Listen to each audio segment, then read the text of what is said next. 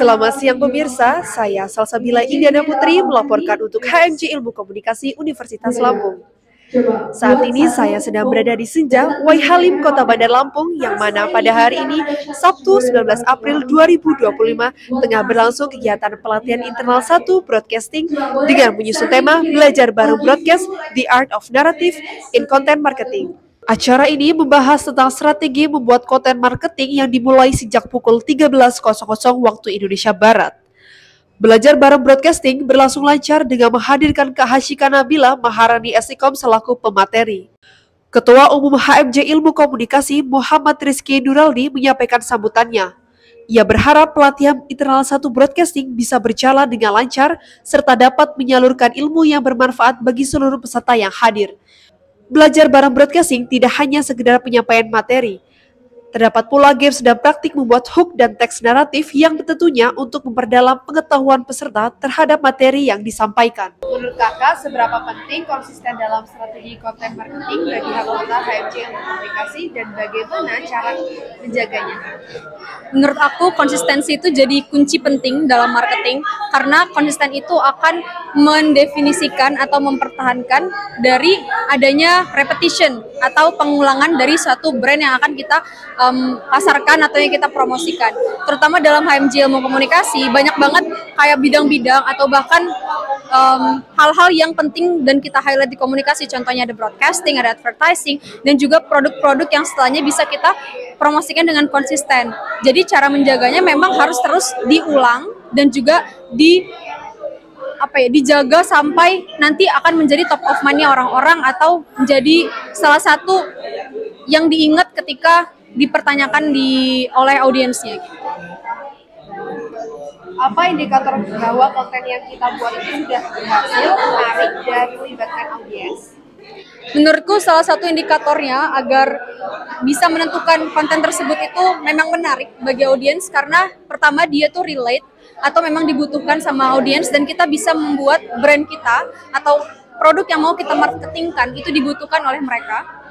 Setelahnya juga ada personal story yang berasal dari storytelling itu sendiri dan juga ada call to action yang mana di akhirnya kita ajak mereka untuk membeli produk kita, mengunjungi atau bahkan mempromosikan secara objektif. Apa alasan kalian mengangkat tema art of narrative in content marketing? Baik, sebelumnya terima kasih atas pertanyaannya. Sebelumnya aku izin memperkenalkan diri terlebih dahulu. Aku Abdillah, selaku Ketua Pelaksana dalam Belajar Bareng Broadcast PI1 ini. Dan mungkin alasan kenapa kita mengusung tema The Art of Narrative in Content Marketing ini karena yang pertama memang kita pengen nih aligning dengan program kerja long term kita yaitu Shortcast, dan mungkin ini juga yang harapannya dengan mengusung tema ini dari teman-teman itu bisa mendapatkan insight baru dan juga mungkin inovasi-inovasi baru dari tema yang kita usung pada Belajar Bareng Broadcast kali ini.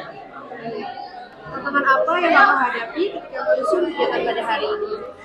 Oke, thank you so much untuk pertanyaannya. Mungkin beberapa challenge gitu ya yang aku hadapi ketika menyiapkan acara ini. Mungkin mulai dari kita kesulitan untuk nyari pemateri ya salah satunya, dan kebetulan ternyata alhamdulillah sekali itu kita berkesempatan untuk mengundang Kak Cika sebagai pemateri kali ini. Dan mungkin challenge kedua itu adalah kita sulit untuk mencari tempat gitu kan, karena kita juga tempatnya itu menggunakan lokasinya di luar lingkungan kampus gitu. Jadi kita harus research segala macam. Mungkin challenge terbesar dari kita sebagai kepanitiaan seperti itu.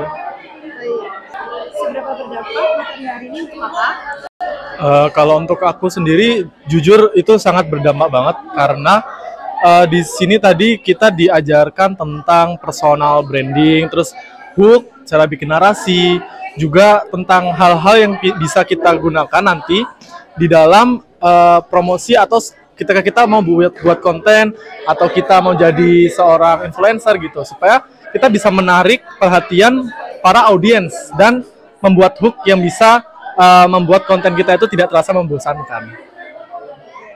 Setelah mendapatkan materi pada hari ini, kira-kira Kakak akan menerapkannya nggak sih?